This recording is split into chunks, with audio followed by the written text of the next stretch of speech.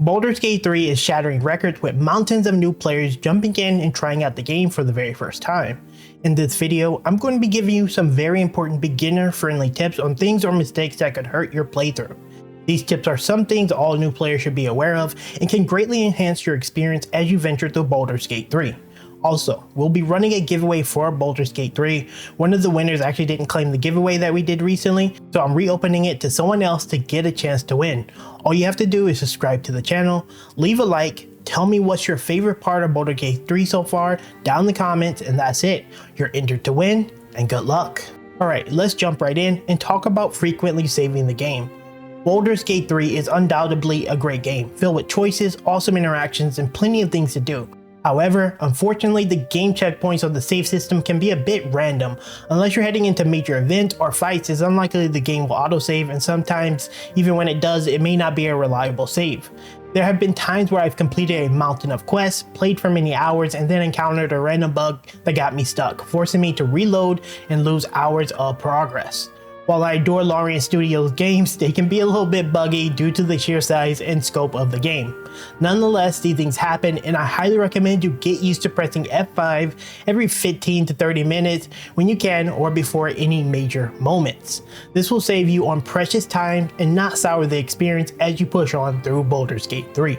Next, let's discuss picking your first character. Now, this isn't so much a mistake as it is about making a choice that could either enhance or potentially ruin your experience. One important thing to note is that you have access to a ton of companions, each fulfilling various roles in the game. So if you happen to pick a class you don't particularly like, you can essentially make your companion your main focus. For instance, Lae'zel is a fighter, Shadowheart is a cleric, and Gale is a wizard, and so on and so forth. The key takeaway here is that even if your main character class isn't exactly to your liking, you can always use these other companions to build the desired character you want. Additionally, you have access to multi-classing. This means that if there's a specific playstyle you enjoyed or encountered in your adventure, you can multi-class into other classes and incorporate this element into your main character's abilities. Wolfheart FPS has put together an excellent video breaking down each class. I'm going to include this down in the link in the description for you to check out, and this should help you make a more informed decision before you make your first character. While we're discussing classes and character, let's talk about team composition. One crucial aspect to consider is your team setup. Having a diverse group of characters can really fulfill different roles and greatly benefit your progress. I've also created a video that breaks this down. There's a time card on the screen right now, but here's the TLDR version. In general, you want a support character, ideally one that can offer a wide variety of support spells and range heals. Personally, I like the Bard because they cover all those aspects and has great charisma. You also need a frontlining tank that can soak up damage and protect your team. The Barbarian or the Paladin are great choices as they both offer good damage and supportive skills while drawing a lot of attention and benefits from strong strength checks. For versatile DPS, you want a character that can remain fairly survivable while dealing significant damage. Fighters and Rangers are excellent options as they bring a lot of versatility to different playstyles. Finally, you should include a caster that can deal good area of effect damage or provide valuable utility. For me, that's the Wizard, as it offers a wide range of spells in the game with high intelligence and arcane checks. Remember, these classes aren't the only ones capable of fulfilling these roles, but do your best to ensure your team include elements that contribute to a diverse and effective team composition. Now, one mistake I still make to this day is not being adequately prepared for each fight. Let me clarify, you won't know the exact timing of every single fight, it's simply not possible. However, you should generally have a sense of not only when you're about to approach a challenging situation, but also how many of your significant spells and skills are available. If you just finished a fight and your companions or yourself are low on HP and you're running low on potions, it's probably wiser to take the hit and return to camp. Resting won't disturb the story significantly, and investing a bit of time and resource into being better prepared can go a long way in preventing the need to reload a game after losing hours of progress. Now, if you're playing the higher difficulties like Tactician, you may want to push the limits a little bit more than average. However, you should be mindful of what your team can handle.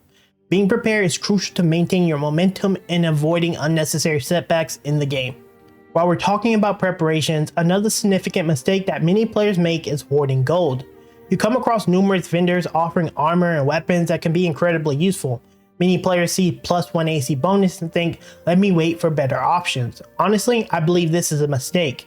A mere +1 to your armor class can mean the difference between an enemy hitting you 50% of the time or much less. While the upfront cost may be like 700 gold for a small upgrade, remember, these seemingly minor improvements can make a huge difference in battle.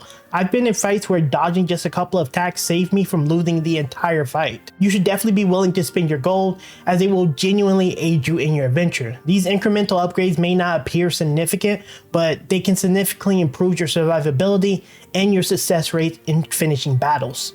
If you made it this far into the video, please consider subscribing for more Baldur's Gate 3 content. We have some exciting plans to create more informative videos like this in the future, so do think about subscribing, and yeah, let's continue. One significant factor that can turn the tide of battle is leveraging the terrain, the environment, and elements within it. Positioning your team on the high ground is an excellent way of not only gaining an advantage in attacks, but also to force enemies to expend extra movement to reach you.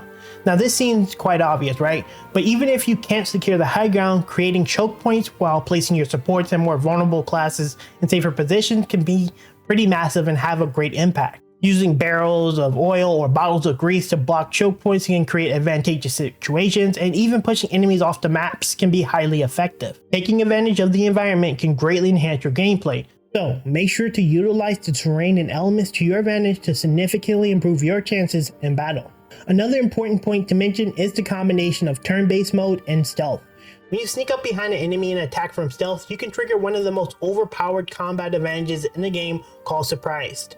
When an enemy is surprised, they skip a turn, giving you essentially a free round of damage or setup. Now you can activate turn-based mode by clicking shift plus space or clicking the button found here on the screen at the bottom right, but not using turn-based mode may actually result in enemies still moving and potentially spotting you. So just keep in mind, it's essential to be mindful of both stealth and turn-based mode to get the best out of your movement in the game before entering into a battle. The final tip I wanted to cover is attack of opportunity.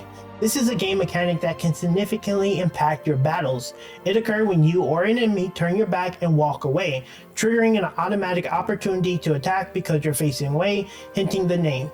The attack can happen at any time regardless of whose turn it is, and it costs nothing to execute. It's crucial to understand the mechanic, especially if you're new to the game. You can tell if this is going to trigger by a red arrow pointing at you.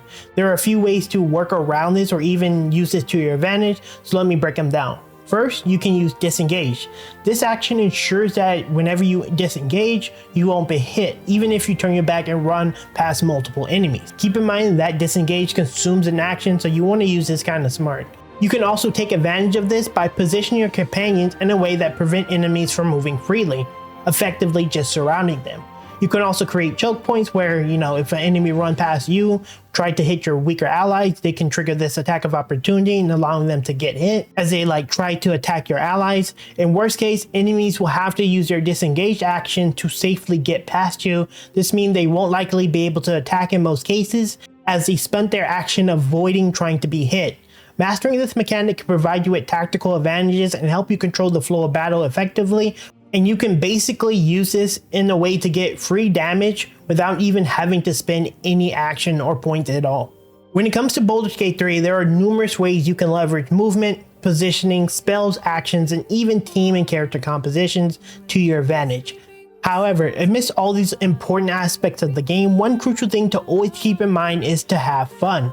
Ultimately, enjoying yourself is the most important element of your gaming experience, and no matter how many tips I give you, that cannot replace that, right? So do what works for you and brings you the most joy when you're playing. Now, that's going to be all we have for you today. I truly hope this video provided you with some insight, some tips and tricks that you can really use in your adventure. Once again, if you found this video helpful, please leave a like as well as subscribe for more Baldur's Gate 3 content. And I'll be back with more content very soon. Until then, take care and have a good time, guys. Later.